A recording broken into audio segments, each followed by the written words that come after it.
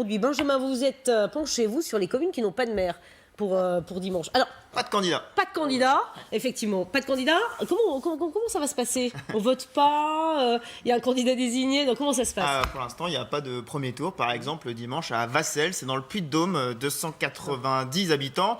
Avec la maire et son adjoint, on est allé voir, vous savez, les panneaux d'affichage électoraux. Alors je vous préviens, ça va être assez rapide à regarder. Les panneaux électoraux? Habituellement, ils sont un peu plus chargés. Oui, en général, il y a au moins deux listes, donc, mais il y a suffisamment de place pour en avoir beaucoup plus. C'est pas la vie de la commune qui se reflète. Alors ça, c'est une première historique dans le village, c'est-à-dire que ce n'est jamais arrivé. La maire était en poste depuis 18 ans, elle n'a pas envie de se représenter.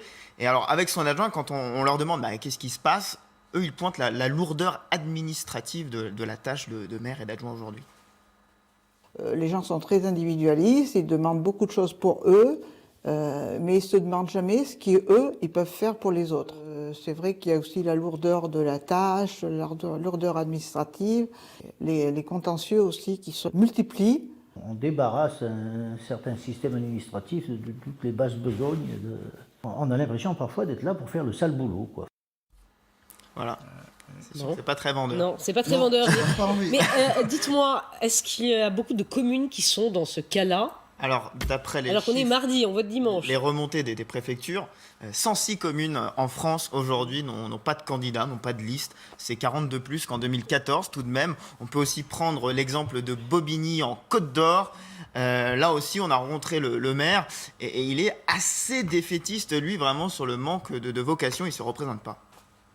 Il y a surtout la réalité de la vie active qui fait que les gens privilégient quand même leur profession, leur activité professionnelle, leur avenir professionnel, par rapport à l'engagement que nécessite d'être élu dans une petite commune. Ça peut se comprendre, hein. Moi je le comprends parfaitement, hein. Il est assez défaitiste. Je vous rappelle juste le salaire d'un maire d'une commune de moins de 500 habitants, puisque les deux communes ont 200 habitants environ, c'est 650 € par mois. 650 € par mois avec toutes les responsabilités qu'on connaît, effectivement.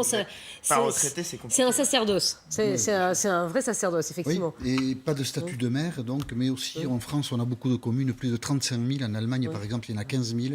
Un découpage territorial différent et donc un statut différent pour ceux qui dirigent les communautés. Ouais. On pourrait s'inspirer vraiment de l'exemple allemand ou britannique. Pour régler ce problème-là. On a un peu laissé vieillir tout ça, non? Bon, il faudrait peut-être s'y pencher, effectivement, c'est une idée. Benjamin, que se passe-t-il quand il n'y a pas de candidat? Qu'est-ce qui va se passer dans ces communes? Alors, premier tour annulé. Un premier tour annulé. Premier tour annulé, il n'y a pas de candidat. Il y a quand même un deuxième tour. Le deuxième tour est maintenu. Il peut y avoir une candidature entre les deux, ce qui est souvent arrivé par le passé. Ensuite, si toujours pas de candidature au deuxième tour, regardez, il y a la préfecture qui nomme une équipe d'administrateurs pour envoyer les affaires courantes pendant 3 mois. Et si à l'issue de 3 mois, normalement, il doit y avoir une nouvelle élection qui est organisée. Si toujours pas de candidat, là, c'est la solution extrême. C'est la fusion avec une commune voisine. Cette solution, je vous rassure, n'a pas encore été vue en France. Mais il y a quand même 106 communes qui, mardi, n'ont pas de candidat. Donc on pourrait peut-être le voir d'ici quelques jours. C'est le risque. Merci beaucoup en tout cas de nous avoir alertés sur cette situation. 6h43. L'actualité ce matin nous emmène